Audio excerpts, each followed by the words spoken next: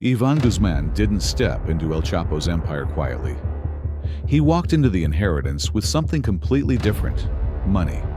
Real money, moving through routes, labs, and networks that U.S. agencies say generate several billion dollars every year. When that much capital flows in the dark, it tends to spill into the light. And in Iván's case, it spilled in flashes. How much money does it take for a name to travel farther than any photograph of the person behind it? In the case of Iván Archibaldo Guzman Salazar, the estimates don't come in millions. They start in billions. In Iván Archibaldo Guzman Salazar's case, the estimates don't come from rumors. They come from U.S. investigations, DEA briefings, and financial models built from real seizure data. And none of those numbers start in the millions. They start in the billions. According to U.S. investigators, networks linked to the Chapitos produce tens of millions of fentanyl-laced pills every month. Each pill costs less than $1 to manufacture and can sell for $5 to $25 once it reaches American streets. Even the most conservative calculations push yearly revenue into the multi-billion-dollar range. Broader estimates, drawn from long-term market data, place the last decade somewhere between $24 billion and well over $300 billion. Those numbers explain the images that surface online: brief, blurry, and gone in hours. A $250,000 Ferrari on a dirt road. A convoy of armored trucks valued at $10 million moving in tight formation. A jet that costs $8 to $20 million sitting on an unmarked airstrip. Watches traded at $300,000 to over 1 million rifles, customized with gold accents worth more than a family car. People argue whether the images are staged or exaggerated. But the price tags line up with the financial scale behind them. And that's why they stick. Iván didn't follow his father's blueprint of invisibility. He emerged in an era where fragments, clips, photos, corridos travel faster than names on arrest warrants. Whether intentional or not, these fragments create a kind of economic silhouette around him. Wealth, too large to hide, shown only in flashes, never long enough to confirm, always long enough to raise questions. So the mystery isn't just who he is. It's how a world built on numbers this large can stay hidden behind moments so small. And tonight, we step into that world, into the billion-dollar mirage. Iván Archibaldo Guzman Salazar didn't step into his father's world empty-handed. By the time El Chapo disappeared behind U.S. bars in 2017, the machinery underneath the Sinaloa network was already pushing out numbers that looked more like corporate revenue than cartel income. U.S. prosecutors have repeatedly described the organization as producing tens of millions of fentanyl-laced pills every month, with a single counterfeit pill costing as little as $0.30 to make and selling for $5 to $25 in American streets.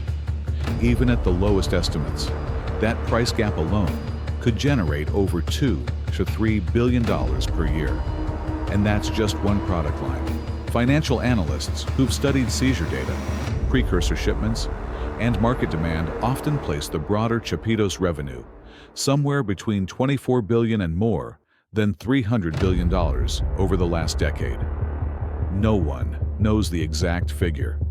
The numbers shift depending on which years you count, what markets you include, and how many intermediaries take a share.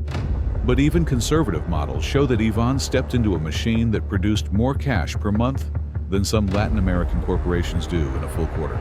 When a network moves that kind of money, wealth doesn't trickle, it floods. That's why the glimpses tied to Iván never looked impossible. A Ferrari on a dirt road may seem absurd, but a Ferrari costs $250,000, $450,000 depending on the model. A private jet, the type seen in leaked clips from Sinaloa, can cost $825 million, with annual maintenance reaching $13 million. A gold-detailed rifle, similar to pieces seized by Mexican authorities in other cases, can easily be valued at $30,000 to over $150,000, depending on the engraving and custom work. High-end watches worn by figures connected to the network often retail for $300,000, $1.2 million on the secondary market. None of this proves ownership, but the prices match the scale of revenue U.S. agencies attribute to the organization. And for the public, that's enough. The numbers create credibility. The credibility feeds the image. While El Chapo built his influence through silence, Iván's world leaked through images tied to recognizable price tags. A convoy of 20 armored trucks? Each one can cost $250,000, $500,000, depending on the level of armoring. Multiply that by 20 and you're looking at a rolling formation worth $10 million. A party where musicians play corridos praising the Chapitos? Booking top regional artists can cost $150,000 to $500,000 per event. And that's before counting security, transportation, and the logistics of hosting private gatherings on ranch properties. These numbers didn't just signal wealth, they signaled continuity. They told people that after El Chapo, there was still someone capable of paying the bills. Corridos amplified that message. Songs like Chila, linked by many listeners to the Chapitos faction, pulled in hundreds of millions of views, turning the aesthetics of wealth into part of pop culture. The artists profit, the streaming platforms profit, and the myth grows on its own. Most listeners enjoy the beat, the attitude, the storytelling, but the effect is the same. Iván becomes a character whose world feels expensive because the music wrapped around him sounds expensive. Meanwhile, the real money flowed elsewhere. Fentanyl labs cost shockingly little to operate. Mexican authorities have documented setups valued between $10,000 and $50,000, often hidden in rural structures where the equipment can be dismantled in minutes. But each lab can produce batches valued at tens of millions once the product crosses the U.S. border. One DOJ breakdown estimated that a single kilogram of precursor chemicals, worth $200 to $800 at wholesale, could generate finished product worth up to $1.5 million. This is the economic math behind the luxury. It also explains why the empire didn't crumble. Financial pressure didn't hit the Chapitos the way it hit older organizations. Fields can be burned, convoys can be seized. But precursor shipments are cheap, and fentanyl production is compact. Destroying one lab simply raises the output of two more. This is why U.S. officials label the Sinaloa network one of the most profitable drug operations in modern history. It's not exaggeration, it's arithmetic. That arithmetic became real in Culiacan. When Ovidio was detained on October 17, 2019, the city erupted with a speed that suggested coordination and funding. Blocking highways with burning vehicles requires dozens of trucks. Immobilizing a city requires hundreds of armed men. Moving them with precision requires communication networks that don't function for free. Specialists later estimated that the response that day could have cost several $1 million in logistics alone, from fuel to weapons to payments made to participants. No footage showed Iván giving orders. No audio linked him to the operation, but belief filled the silence. People assumed he coordinated the pressure. That assumption became part of his legend. When the government released Ovidio to stop the bloodshed, the cost of the operation faded behind the symbolism. Iván had forced a government to reverse itself. Not through interviews, but through economic weight, men, equipment, vehicles, information channels, powered by the revenue streams just beneath the surface. The same pattern appeared in early 2023. Ovidio was taken again. Heat hit the city again. And just like 2019, Iván wasn't caught. According to Mexican intelligence leaks, he escaped hours before the raid, possibly through a network of lookouts paid specifically to monitor convoys, troop mobilization, and helicopter routes. Maintaining that sort of shield doesn't cost pocket money. Some analysts estimate that a region-wide alert system, using radios, informants, scouts, and spotters, could cost hundreds of thousands of dollars per month. But when an empire earns billions, the expense becomes negligible, cheaper than losing a leader. That's the hidden truth behind the billionaire Mirage. The cars, the watches, the rifles, the parties. They are the bright surface. The real cost lies in maintaining protection, logistics, silence, and loyalty.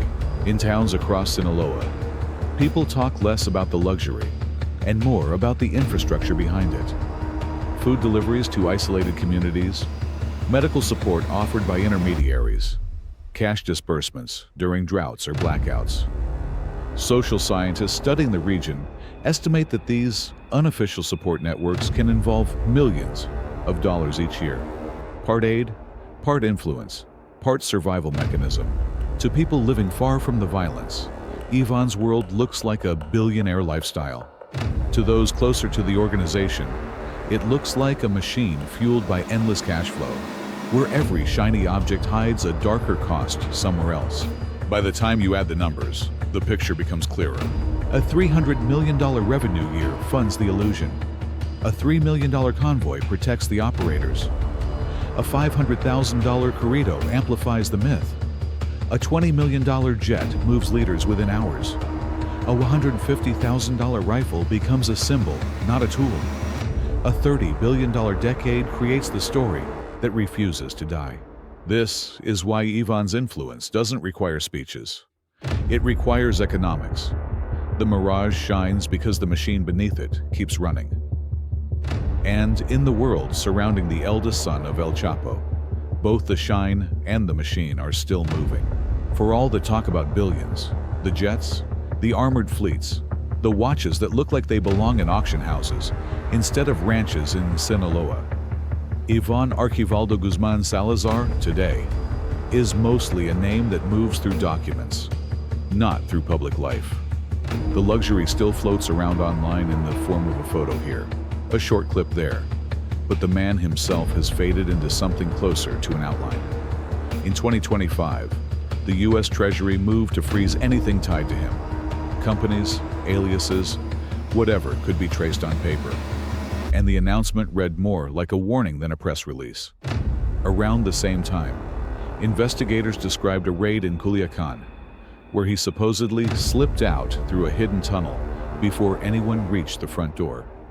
And then came the reward notice, up to $10 million for information leading to his arrest.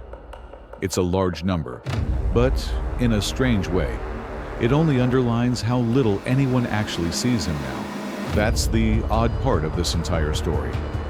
There's an empire that analysts say has generated astonishing amounts of money, enough to explain the convoys, the ranch parties, the planes.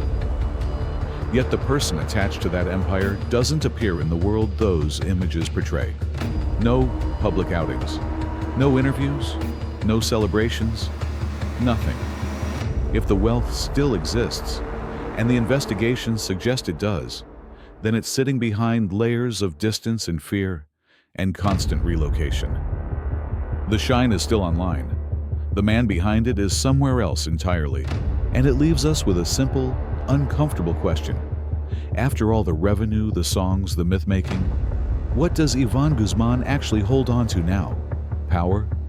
Maybe. Freedom? Harder to say. A life shaped by money? Or one shaped by running from it? Let me know what you think, and if you want more stories built from the fragments left behind by people who rarely appear, but never disappear from the headlines, stay with Hidden Archives. There's always another file waiting its turn.